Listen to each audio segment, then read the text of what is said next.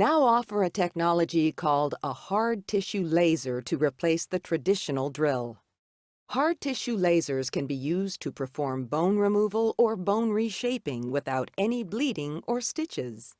For example, if a fracture develops in a tooth that extends below the gum line and close to the bone, the removal of some bone, called crown lengthening, is required for the correct and healthy placement of a crown or filling on the tooth.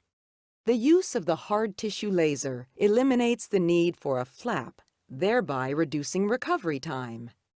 Hard tissue lasers use laser energy in small bursts, combined with water to create tiny micro-explosions that blast away the bone.